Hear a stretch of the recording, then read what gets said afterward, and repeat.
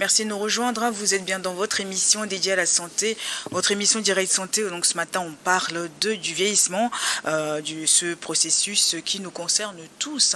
Donc j'ai deux experts en soins palliatifs qui sont avec moi pour nous parler un petit peu de ce phénomène. Donc Monsieur Kofi Tengue, qui est spécialiste en soins palliatifs, et Monsieur Koudjounou Jordi, qui est expert certifié en soins palliatifs également, qui sont là avec moi pour nous éclairer un petit peu sur ce phénomène. Tout à l'heure, Monsieur Tengue, on parlait aussi de tous ces produits que nous mangeons, ces produits chimiques en ville qui accélèrent en plus le vieillissement et puis aussi qui augmentent les maladies. Oui, c'est vrai qu'en zone rurale, quand on a les champs qu'ils ont, leurs produits qu'ils cultivent, c'est mieux que de manger des produits chimiques ici, parce que là, même sur les légumes, même sur tout, il y a des produits chimiques. Oui, évidemment. Aujourd'hui, qu'on veut ou pas, ouais. C'est une triste réalité. C'est une triste réalité. En milieu urbain, on dit que entre griffes, on est civilisé. Donc tout ce qu'on doit manger, c'est des choses fraîches. Ce sont des tomates en boîte. Et quand quelqu'un mange de l'autre tomate qui n'est pas en boîte, bon, on le considère comme celui-là, il ne connaît rien. Et quand on prend du yaourt en désordre, on dit que bon, lui là, c'est ou bien chamawa, ou bien je ne sais pas quoi, tout ça là on mange, on se considère comme celui qui a un niveau de vie élevé, et tout en oubliant que on est en train de mettre en réserve une quantité de maladies, et ça ne tarde pas à arriver. Vous allez voir qu'aujourd'hui, même à 25 ans, 24 ans, AVC est là, maladie cardiovasculaire est là, avec cette catégorie de... Le diabète. Le diabète est là. Ouais. On ramasse toutes ces maladies-là en un temps record, alors qu'on est appelé à aller au moins en moyenne avec une espérance de vie de 60 ans au moins. Mais aujourd'hui, ce n'est pas le cas. Tout ce que nous mangeons aujourd'hui, vraiment, c'est regrettable, c'est regrettable, c'est regrettable. Donc, contrairement à ceux qui sont au village, je crois que c'est mieux de les conduire dans ce sens-là plutôt que de chercher. Mais là aussi, il y a un problème qui est là. Et le problème au niveau en milieu rural aussi, le problème qui se pose, c'est que parfois on est tenté, vous voyez un peu, on est tenté de dire qu'on va faire comme ceux qui sont en ville. Ah, ça, c'est ceux qui ont un peu de moyens aussi. Oui, c'est ceux qui ont un peu de moyens. Bon, c'est un changement. Il va y avoir un changement de mentalité en réalité. Ce que nous avons déjà avec nous, je crois que c'est déjà acceptable. Il faut qu'on arrive quand même à voir comment les transformer ou bien comment les préparer pour pouvoir gagner en matière de santé que de chercher à aller prendre ce qu'on a fabriqué chimiquement. Ouais. Et tout est chimique aujourd'hui, même les produits pharmaceutiques que nous prenons. Ouais. Je crois que tout ça là, la chimie est là. Donc, avec des produits cancérigènes, des produits cancérigènes en grande partie. Donc, pour éviter tout cela, je crois qu'on doit, comme on le dit actuellement, on parle de consommer local. Donc, il faut aller vers ce que nous produisons. Je crois qu'on a à en tirer plus d'avantages qu'en matière de santé, on a un grand bénéfice à en tirer. Je pense qu'il faut aussi les aider, ces producteurs, pour qu'ils puissent aussi préserver et aussi préserver mieux leurs produits. Parce que effectivement, là, ce sont les engrais chimiques là, qui sont encore à leur côté. Et aujourd'hui, on dit que c'est là aussi le danger. On dit on ne veut plus. C'est vrai qu'on est à une période évoluée, mais on dit on ne va plus cultiver avec la roue. Et c'est avec les produits chimiques qu'il faut sacler, il faut faire tout ça là. Et le danger qui est là permanemment. Est-ce que vous voyez un peu? Tout est maintenant pour sacler. Ce sont les produits chimiques qu'il faut aller chercher. Pour aller plus vite. Pour aller plus vite.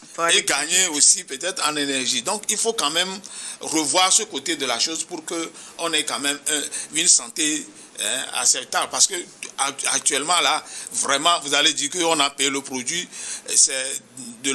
à la campagne, mais par contre, c'est encore plus dangereux que ce que nous produisons, ce que nous avons en ville. Ouais. Ah, mais c'est ça, parce que bon, on se plaint qu'il y a énormément que le diabète augmente, qu'il y a comment vous dire, tout ce qui est... on parle tout à l'heure vous avez dit le mot m'échappe, pour tout ce qui est tension, tout ça, mais le problème c'est qu'on fait rien pour, et ça continue. Oui, effectivement, on ne fait rien. On en parle, c'est bien. On en parle. Derrière, il y a quelque chose, oui. Il faut que ça soit en pratique, finalement. Parce que quand on regarde, nous qui sommes surtout en soins palliatifs, quand on regarde l'effectif des patients, surtout en maladie cardiovasculaire et autres, c'est vraiment diabète, tout ça là, cancer, tout ça là. Vous allez voir que vraiment l'inquiétude est là permanemment, quoi. On n'arrive pas à résoudre le problème. On doit essayer de freiner quand même. On a quand même cette capacité, on a quand même les moyens de freiner ces maladies-là. Mais on est là, bon, on ne fait rien, on en parle, on fait des sensibilisations. C'est une souris qu'on accouche. Monsieur Koudionou, dites-nous quelles sont les différentes maladies liées au vieillissement. Tout à l'heure on parlait, il y a le diabète, tout ça, mais il n'y a pas que ça, il y en a d'autres aussi. Oui, effectivement, il y a une panoplie de maladies qui sont liées au vieillissement. Et ce que nous rencontrons ici, c'est les maladies cardiovasculaires. Beaucoup. Donc, que ce soit l'hypo ou bien l'hypertension, on en rencontre assez. Quand tu prends au moins 10 personnes en vieillissement, au moins tu vas trouver 3 ou bien 4 cas qui sont hypertendus. Donc, à cela aussi s'ajoute vraiment des maladies articulaires, bien, bon, on peut dire ostéoporose. C'est ce genre de maladie où la personne vraiment sent des douleurs au niveau de ses articulations. Bon, il y a l'Alzheimer, voilà, il y a les os qui commencent par s'user. Il y a l'Alzheimer aussi qui est à côté. Il y a la démence. La démence aussi qui s'ajoute. C'est vraiment difficile que ta maman ou bien ton papa n'arrive pas à te reconnaître. C'est dur. Hein. Voilà, c'est un peu dur. Les souvenirs de la famille, franchement, tout est perdu comme ça. Voilà, donc il y a assez de maladies. Il y a aussi le Parkinson, le cancer aussi. Le cancer aussi, ça s'ajoute à cela. Vraiment, bon, beaucoup de maladies qu'on peut attribuer, bien, qui entrent vraiment dans le processus de vieillissement de toute personne, en fait. Mais des personnes qu'on vous emmène qui sont en soins palliatifs, c'est des personnes un peu abandonnées ou par la famille, non? Ou c'est quand même les gens qui ont un suivi aussi de la famille régulier?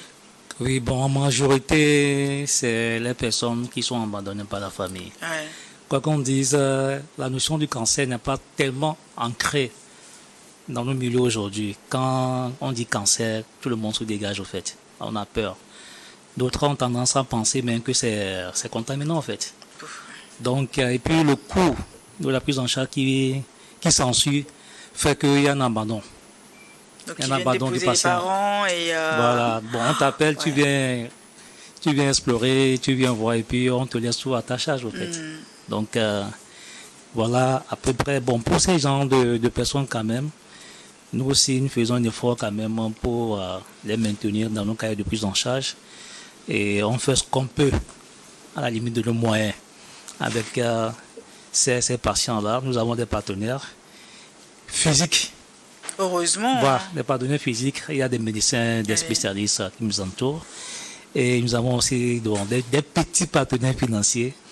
Ce n'est pas aussi grand-chose, mais néanmoins, ça nous aide quand même ça à aide, pouvoir... puisque, voilà. Ça nous aide quand même à avoir certains médicaments disponibles, surtout pour le contrôle de la douleur. C'est ça le plus important. Donc, le symptôme phare en soins palliatifs, c'est la maîtrise de la douleur. Quand vous arrivez à maîtriser la douleur, le patient peut vivre mieux.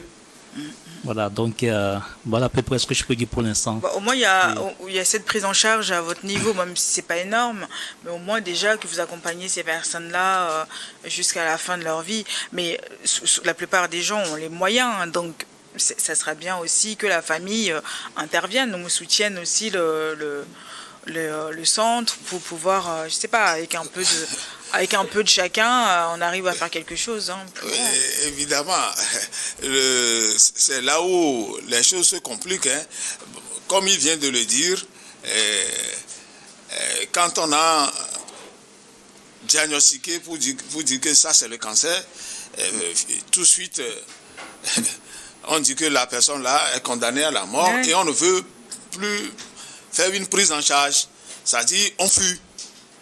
On dit que la personne là va mourir et c'est fini quoi. C'est un abandon, que ça soit direct ou indirect. Vous allez voir que les parents dépenser, bon, ils pensent que la personne là va mourir, pourquoi dépenser? Est-ce que vous voyez? Mais il y a une autre réalité qui est là, c'est que la prise en charge du soin quand on prend ces maladies graves là, c'est que ce n'est pas une affaire d'une seule personne. Oui. Et non pas seulement, si je voudrais aller plus loin, ce n'est pas une prise en charge qui doit être une affaire de la famille. C'est une affaire nationale. Nationale, ouais. Ça doit être la prise en charge là, doit être une prise en charge publique, si je peux me permettre de le dire comme ça, parce que le gouvernement doit intervenir. Parce que les produits, surtout pour ces maladies graves là, ce sont des produits qui reviennent tellement très très très très chers, qui n'est pas à la portée de la bourse d'un individu malheureux qui tombe sur cette maladie là. Donc il revient quand même aux décideurs de prendre des décisions rapidement. Actuellement, je crois que c'est la semaine, c'est le mois d'octobre, on parle du tout de Octobre Rose. Ça, oui. Et il faut qu'à un moment donné, c'est vrai, le gouvernement doit faire sa part. Son job, c'est de mettre à la disposition de ces patients-là des produits à des prix raisonnables. Ouais. Ça, c'est bien. Mais il faut aussi que nous devons, nous-mêmes, en tant qu'individus dans la société, nous devons savoir que la prise en charge, là, il ne faut pas seulement laisser ça aux décideurs. Parce que, qu'on veut ou pas, toi qui ne veux pas dépenser aujourd'hui pour ces maladies-là, ne pense pas que tu es à l'abri. Oui. Et avoir une équipe de soins palliatifs, je crois que c'est vraiment une bonne chose et ça permet quand même d'être aux côtés de ces patients-là. Et ce n'est pas pour ajouter un jour à la vie, mais ça va permettre aux patients, à ceux qui souffrent là, au moins de gérer leur douleur et de vaquer à leurs occupations, malgré le mal qu'ils supportent. Donc, c'est un appel qu'on peut lancer. Est-ce que la promesse a été tenue, justement? Oui, cette promesse qui tarde à arriver, la promesse tarde à arriver. Parce qu'aujourd'hui, nous sommes là, dans la communauté, pour faire les soins palliatifs. Mais les moyens en manquent cruellement. On n'a pas de moyens suffisants pour pouvoir supporter les charges, surtout en matière de soins palliatifs. Si vous prenez quelqu'un qui a un AVC, en moyenne, on doit dépenser mensuellement si on veut faire un bon suivi, on doit aller jusqu'à 250 000 par mois. Par mois, si on veut faire un bon suivi. Et ça va permettre à celui-là qui souffre de cette maladie d'être à l'aise. Surtout qu'il y a des fois, ça laisse des séquelles, donc il y a aussi... Oui, il faut gérer ces séquelles-là. Et ce n'est pas facile. Quand on prend un diabétique, peut-être c'est une plaie qui est quelque part, et il faut gérer cette plaie-là. Aujourd'hui, on peut facilement gérer ces plaies pour ne pas aller à l'amputation. Mais ce qui manque aussi, c'est que ces patients-là, nous les recevons tardivement. Et quand on prend ces patients qui arrivent tardivement, qu'est-ce que nous pourrions faire? On ne peut pas faire grand-chose parce qu'ils arrivent tard et les plaies là sont gangrénées. Est-ce que vous voyez un peu? Donc aujourd'hui, c'est une affaire de tout le monde. Il faut que tout le monde ajoute ou bien apporte sa pierre pour que ces maladies-là, on trouve quand même, on a des solutions. On a des solutions à apporter. Donc il faut que les soins palliatifs soient au chevet de ceux qui sont en situation palliative. C'est important. Ouais, c'est très important. Vous voulez rajouter quelque chose, M. Boudjenou? Bon, c'est déjà bon. Ouais. Donc c'est le cri de guerre. Hein, oui, tout à fait. On doit toujours crier, crier. Je crois qu'il y a une pétition actuellement qui circule surtout en matière de cancer seulement. Donc on a lancé une pétition comme ça pour que les gens participent. Parce que les gens ont de l'argent. Donc, si nous voulons voir un peu dans chaque famille aujourd'hui, c'est qu'on peut avoir un cas comme ça, de maladie grave. Donc pourquoi ne pas investir? C'est un investissement en réalité. Donc une équipe moi je crois que nous devons comprendre. C'est pas, quand on parle de soins palliatifs par exemple, ce n'est pas quand la personne sera en phase terminale. Voilà, il faut réagir. Oui, il faut réagir tout de suite dès que le diagnostic est posé. Et donc il faut tout de suite réagir. Et là, il y a un plus quand même, qu'on veut ou pas, il y a un plus. Donc, il ne faut pas garder les patients, les embrigader. On fait tout jusqu'au moment où on sait que finalement la personne n'a plus d'argent et on la laisse. Et les consultations là, quand vous venez, on ne vous reçoit même plus. Ce n'est pas bien. Donc, l'équipe de soins palliatifs, il y en a tellement. Au Togo, aujourd'hui, on peut aller jusqu'à 2 ou 3 associations comme ça. Donc, dès qu'il y a cette situation-là, je crois qu'on doit conjuguer nos efforts, ceux qui sont dans les hôpitaux, les médecins et autres, d'un commun accord, on va se mettre ensemble pour faire le travail et ceux qui en souffrent vont quand même avoir une grande chance malgré leur mal. Au finir tranquillement. Oui. En tout cas, grand merci à vous, Monsieur Tengue. Merci aussi à vous, Monsieur Koudionou. Merci d'être venu dans cette émission. C'est, comme on dit, on est là pour sensibiliser, on est là pour prévenir aussi. Le vieillissement n'est pas une fatalité. Nous sommes tous acteurs de nos agissements, comportements. Faisons très attention. Et surtout, on a parlé de l'alimentation. On en parle dans toutes les émissions, tous les jours ici. Donc l'alimentation, ça, faut vraiment qu'on fasse très très très attention. C'est nous tous, ça nous concerne nous tous. La santé, on n'en a qu'une. Donc prenez-en soin. Merci beaucoup à vous, messieurs. Merci à vous aussi de nous avoir suivis. Merci à notre partenaire Voltic. Merci à Clésso et Stéphane à la régie. On se retrouve demain. Bye bye. Merci.